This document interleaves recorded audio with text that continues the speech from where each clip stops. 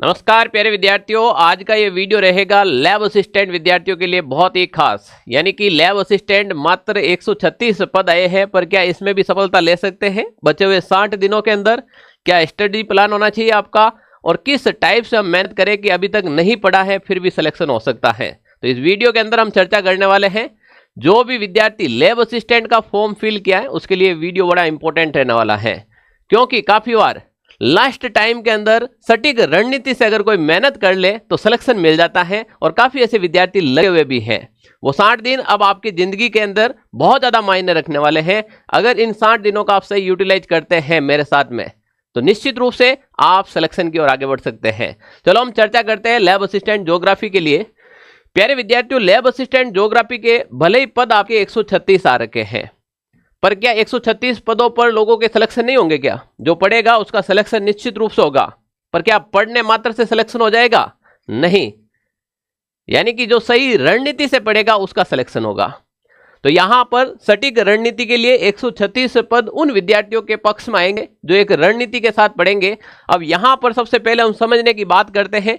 काफी विद्यार्थी कहते हैं कि मेरा यह सब्जेक्ट तो तैयार है, क्योंकि मैंने पटवार का दिया, मैंने वीडियो दिया, मैंने बहुत सारे एग्जाम दिए हैं, मुझे फर्स्ट पेपर आ रहा है। यानी कि मुझे सामान्य ज्ञान, राजस्थान का इतिहास, कला संस्कृति या फिर राजस्थान की ज्योग्राफी मुझे आ रही है। मैं इस 50 प्रश्न में से 50 में से 50 करके आ सकता हूं। तो क्या आपको यह लग रहा है कि आप 50 कर सकते हो? तो क्या दूसरा विद्यार्थी 50 इसमें से नहीं करके आएगा? क्या डेफिनेटली करके आएगा। अगर आप सोच रहे हो कि आपकी कमांड है इसके ऊपर और आप ग्रोथ कर लेंगे, ये आपकी भूल है। क्योंकि इस सब्जेक्ट के ऊपर उन हर एक विद्यार्थी की कमांड है जो पिछले 1 साल से लगातार कंपटीशन एग्जाम दे रहा है। 2025 के जितने भी जो एग्जाम दिया है, चाहे वो 4th ग्रेड का भी एग्जाम दिया है, तो इस सब्जेक्ट के ऊपर उसकी कमांड हो चुकी है। यानी कि सिलेक्शन का जो राज छुपा हुआ है वो आपके ज्योग्राफी के अंदर छुपा हुआ है। या ज्योग्राफी आती, काफी विद्यार्थी ये फिर समझ लेते हैं कि राजस्थान ज्योग्राफी है, इंडिया की ज्योग्राफी है, विश्व की ज्योग्राफी तो है। शायद आप भूल रहे हैं कि इसमें प्रयोगात्मक भूगोल आती है, इसमें मानव भूगोल आती है, ह्यूमन ज्योग्राफी आती है। अगर उन सब्जेक्ट को आपने कवर नहीं किया, अगर इसके अंदर आपने स्कोर नहीं किया, तो आप यहां पर बैक कर जाएंगे, पीछे रह जाएंगे। तो सर क्या 200 नंबर ही सिलेक्शन का मायना रखेगा? क्या सिलेक्शन का मायना तो पूरे 300 नंबर रखेगा। पर अब ये लाने कैसे हैं, किस टाइप से लाने हैं? अप्रोक्स अगर आप, यानी कि 300 नंबर का पेपर है, अप्रोक्स आप ये रखें कि 200 प्लस 50 प्लस आपके नंबर आने ही चाहिए, किसी भी हालत में आने चाहिए, चाहे पेपर का लेवल कैसा भी रहे। क्योंकि पद आपके मात्र 136 पद है, इसीलिए कह रहा हूं कि 250 तो मान के चले, चाहे पेपर इजी आए चाहे पेपर हार्ड आए। आपको सबसे पहले समझना चाहिए, कि क्या पढ़े हम। पढ़ाई तो सभी भी कर रहे हैं अभी भी, पर पढ़ना क्या है, पढ़ना किस प्रकार से है, वो चीज आपको देखनी है। यानी कि आपके पास जो आपका जो पेपर है, उस पेपर को 2 पार्ट में डिवाइड किया है, पर जो सेकंड पार्ट है इसका पार्ट 2 है। पार्ट 2 के अंदर आप देखना, जो भूगोल विषय की हम बात करेंगे, इस भूगोल विषय के अंदर जो प्रयोगात्मक भूगोल है, क्या इसके ऊपर आपकी कमांड है या नहीं है? मानव भूगोल आती है, क्या इसके ऊपर आपकी कमांड है या नहीं है? यानी कि अभी तक अगर आपने सिलेबस ही नहीं समझा है, आप ये समझ रहे हो कि 66 टॉपिक में से बराबर सब में से प्रश्न आएंगे। हो सकता है सब में से प्रश्न आएंगे, पर कुछ टॉपिक ऐसे हैं जिसमें से प्रश्न आएंगे वो कुछ चुनिंदा स्टूडेंट ही कर पाएंगे। या राजस्थान ज्योग्राफी का प्रश्न आ गया, 90% विद्यार्थी करके आ जाएंगे, पर यह मानव भूगोल का प्रश्न आ गया तो आप सोच के चलिए 10% विद्यार्थी इसको अटेंड कर पाएंगे। तो सबसे पहले तो आपको यह समझना है कि पढ़ना क्या है, हमारे सिलेबस के अंदर जो जो टॉपिक हैं वो किस टाइप से हमें तैयार करना है। सिलेबस इतना बड़ा दे रखा है, जैसे आपके टॉपिक दे रखे हैं, 66 टॉपिक दे रखे हैं।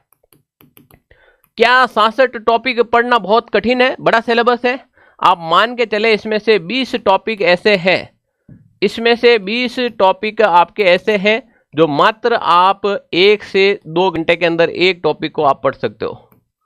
1 से 2 घंटे में एक टॉपिक को आप पढ़ सकते हो। ऐसे भी टॉपिक है इसके अंदर। अब जिस टॉपिक को हम 1 घंटे में पढ़ सकते हैं, उसके लिए एक एक दिन खराब करने की आवश्यकता नहीं है। ये समझ विकसित करनी पड़ेगी आपको कि इसमें से किस लेवल का प्रश्न आएगा, किस टाइप आ सकता है। सर हमें तो समझ में नहीं आता है कि कौन से टॉपिक से किस टाइप का प्रश्न आता है, मैं अभी बताऊंगा कैसे देखना है। यहां पर सबसे पहले एक टारगेट लेना है। मैं 60 दिन का एक स्टडी प्लान लेके आया हूं, स्टडी प्लान। अगर आप इस प्लान के अकॉर्डिंग चलेंगे, इस स्ट्रेटजी के अकॉर्डिंग चलेंगे, तो निश्चित रूप से मैं कहता हूं कि आप एक सकारात्मक सोच के साथ आगे बढ़ेंगे। आपके अंदर ऑटोमेटिकली कॉन्फिडेंस आ जाए। आपने अभी तक पढ़ा या नहीं पढ़ा मैं नहीं जानता हूं, मैं आपके पास तो नहीं बैठा हूं ना। किसी ने आधा पढ़ा होगा, किसी ने पूरा सिलेबस कर लिया होगा। कोई मेरा वीडियो देखकर आज ही जगेगा कि नहीं अब भी मैं पढ़ सकता हूं, बिल्कुल पढ़ सकते हो। और जिसका सिलेबस हो रखा है उसको तो और भी ज्यादा फायदा होने वाला है। हम क्या करते हैं, इन बचे हुए 60 दिनों का एक स्टडी प्लान बनाते हैं। यानी कि आपका जो एग्जाम है वो 9 मई को है। 9 मई को आपके एग्जाम है 2026 की। यह तारीख आपकी जिंदगी की एक अहम तारीख रहने वाली है, जिसका विषय ज्योग्राफी है 12th के अंदर। 60 दिन को हम 3 भाग के अंदर डिवाइड करते हैं। मैं क्यों करता हूं, क्योंकि अगर मैं लैब असिस्टेंट ज्योग्राफी का एग्जाम देता आपके स्थान पर, आपकी जगह पर, तो मैं बचे हुए 60 दिनों में ऐसे ही पढ़ता जैसे आपको बता रहा हूं। हमने एक 60 दिन का जो प्लान लिया है, इस 60 दिन के प्लान को हम 3 चरणों में डिवाइड करते हैं। कितने चरणों में? 3 चरणों में डिवाइड करते हैं। अब 3 चरणों में सबसे पहले क्या करना है, जिसका सिलेबस कंप्लीट हो चुका है, जिसका आधा सिलेबस कंप्लीट हुआ है, या फिर जिसने अभी तक बिल्कुल भी नहीं पढ़ा है, 30 दिनों के अंदर, यानी कि फर्स्ट जो 30 दिन है, इन 30 दिनों के अंदर, पहले 30 दिनों के अंदर आप सबसे पहले आप अपना सिलेबस कंप्लीट करें। यही आपके सिलेक्शन की नींव है। सिलेबस कंप्लीट कैसे करेंगे सर? क्योंकि 30 दिन कोई कम नहीं है। यहां पर जो आप 30 दिन ले रहे हैं, ये 30 दिन कम नहीं है। मान लीजिए ये आपके सामने घड़ी है। अगर कोई विद्यार्थी, इस समय को ऐसे डिवाइड कर दूं मैं, अगर कोई विद्यार्थी सुबह मॉर्निंग में 6 बजे ही पढ़ने बैठे, 6 नहीं तो 7 बजे तो हर कोई बैठ जाता, पर एग्जाम के टाइम जल्दी उठना चाहिए आपको। अगर आप 6 बजे सुबह पढ़ने बैठे और आप ज़्यादा नहीं, कम से कम 11 बजे तक पढ़े, 10 बजे तक भी पढ़ ले, तो आप देख लीजिएगा सुबह सुबह आप यहां पर 4 घंटे निकाल सकते हैं। सबकी घर की स्थिति, पढ़ने का स्टडी प्लान सबका अलग होता है, पर समय कैसे मैनेज करता है वो मैं आपको बताता हूं। कोई कहता है हमारे घर काम रहे भाई, 60 दिन बाद छोड़ दे, जिंदगी बदल दी। कुछ तो अपने लिए चेंजेस करना पड़ेगा जिंदगी में। अगर जो आप उसी तरीके से चलेंगे तो फिर पॉसिबल नहीं है। अगर सफलता लेनी है तो कुछ त्याग करना पड़ेगा। सुबह सुबह आपने 4 घंटे यहां पर अच्छी पढ़ाई कर ली। दोपहर का जो समय आता है, दोपहर का जो 2 से 4 के बीच का जो समय आता है, यहां पर अगर आपने 2 घंटे निकाल लिए तो देखो 4 और 2 6, और फिर शाम को वापस अगर 8 बजे से लगाकर 10 बजे तक आप पढ़ो, तो कुल मिलाकर आप डेली के मान के चलो, अगर आप 8 से 10 घंटे पढ़ते हो तो ये ज्यादा बड़ा सिलेबस नहीं है। मैं कहता हूं 30 दिनों नहीं, 25 दिन में भी कर लेंगे आप। ये जो सिलेबस दे रखा ना, जो 0 से शुरुआत करेगा, कंटिन्यू अगर रेगुलर 10 घंटा पढ़ता है, या 10 घंटे मत सोचो, एक महीने में 30 दिन होते हैं, और 30 दिन का हमने प्लान लिया 300 घंटे का होता है। अगर आप 300 घंटे लगातार पढ़ लेते हो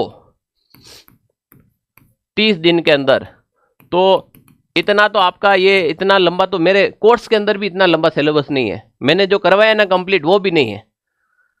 अब आप सोच लीजिएगा, जो हमने एप्लीकेशन में कराया उसको आप 2 बार रिपीट कर सकते हो,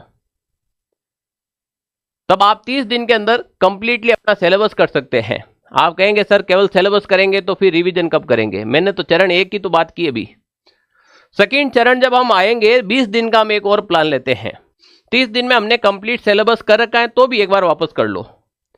आधा कर रखा, आधा अधूरा, तो उसको पूरा कर लो एक बार। जिसके बिल्कुल नहीं पढ़ रखा है वो 0 से शुरुआत करो। गिर को कर रे कंतड़ा, हिरण कसो घी खाए, आक चरे पुन बखे पर घोड़ा सो आगे जाए, हिम्मत करो और हुंकार भर।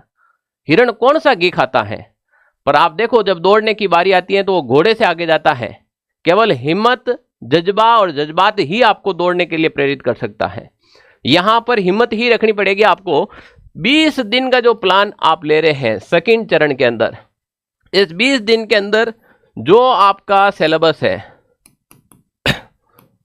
चाहे वो पेपर फर्स्ट हो या पेपर सेकंड, या पेपर फर्स्ट की बात करूं या फिर पेपर में सेकंड की बात करूं, इसमें आपको टॉपिक वाइज टेस्ट देने हैं, टॉपिक वाइज टेस्ट देने हैं आपको। प्रत्येक टॉपिक के क्या देने हैं, टेस्ट देने हैं। अब प्रत्येक टॉपिक के टेस्ट देने से क्या होगा, यहां पर आपका कंप्लीट रिवीजन होगा। इसमें क्या है कि एक टॉपिक आपने मान लीजिए 50 प्रश्न दिए, 20 प्रश्न दिए, 30 प्रश्न दिए। मान लीजिए एक टॉपिक आपने 30 जो क्वेश्चन है उस क्वेश्चन को अटेंड किए, उसमें से आपको 7 क्वेश्चन नहीं आ रहे थे, उन 7 क्वेश्चनों के ऊपर आप एनालाइज करो। हाथों हाथ जाओ आप अपने सिलेबस के अंदर, आप जाओ आपके नोट्स के अंदर, जहां पर आपने लिखा वो प्रश्न वहां मिल रहा है कि नहीं मिल रहा है। नहीं मिल रहा है तो ये क्वेश्चन कहां से आया, उसकी थ्योरी देखो। उसके लिए कहीं से भी आपको मैटर मिले, वो मैटर लेकर उस प्रश्न को तैयार करो। अगर आप तैयार करेंगे तो आपके सिलेबस में और 4 चांद लग जाएंगे। यहां पर आपको फुल लेंथ टेस्ट नहीं देने हैं, केवल टॉपिक वाइज टेस्ट देने हैं। और ये जो टॉपिक वाइज आप टेस्ट देंगे तो यहां पर आप बहुत अच्छा खासा आपके अंदर एक कॉन्फिडेंस आ जाएगा। और कॉन्फिडेंस ही सब चीज होती है, मैं भी बता देता हूं, ठीक है ना भाई। अब यहां पर आपको क्या करना है, साथ साथ में आपको तीसरे चरण में आखिरी 10 दिन के अंदर आपको क्या करना है। जो 10 दिन का चरण लेगा, रिवीजन का चरण, कुछ भी नया नहीं पड़े यहां पर। अब जो लास्ट 10 दिन होते हैं, इसके अंदर बच्चा क्या करता है, नए नए एक्सपेरिमेंट करता है। यूट्यूब की दुनिया है, चकाचौंध भरी दुनिया है। यहां पर आपको मार्केट में मटेरियल पर मटेरियल मिलेगा। लास्ट टाइम के अंदर आपको छोटी छोटी मार्केट में खूब सारी बुकें भी मिलेगी, ये पढ़ लो सिलेक्शन हो जाएगा, वो पढ़ लो सिलेक्शन हो जाएगा। हम किसी की मेहनत पे नहीं कह सकते हैं। सिलेक्शन योद्धा है, वो युद्ध अपने हथियार से ही जीत सकता है।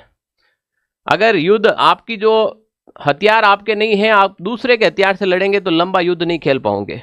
इसीलिए आप अपने नोट्स हैं उसी को अगर आप सही मायने में पढ़ेंगे, सही मायने में रिवीजन करेंगे, तभी तो लास्ट बचे हुए 10 दिन में कुछ भी नया नहीं करे। यहां पर ये विद्यार्थियों का सबसे वीक पॉइंट रहता है, वो मार्केट में कुछ नया नया कर ले, सिर्फ अपने तैयार किए गए नोट्स और महत्वपूर्ण कॉन्सेप्ट को बार बार दोहराए जो आपने नोट्स बनाए हैं। और इन बचे हुए 10 दिनों के अंदर आप ज्यादा से ज्यादा एमसीक्यू भी करें। सर एमसीक्यू क्या होता है, बताता हूं। आप सोचेंगे केवल एमसीक्यू यानी प्रैक्टिस ही तो करना, टिक लगाने। 3 प्रकार के होते हैं। एक, लैब असिस्टेंट की जिस भर्ती की तैयारी करे, सबसे पहले आपके पास उसके पीवाईक्यू सारे निकाले हुए होने चाहिए।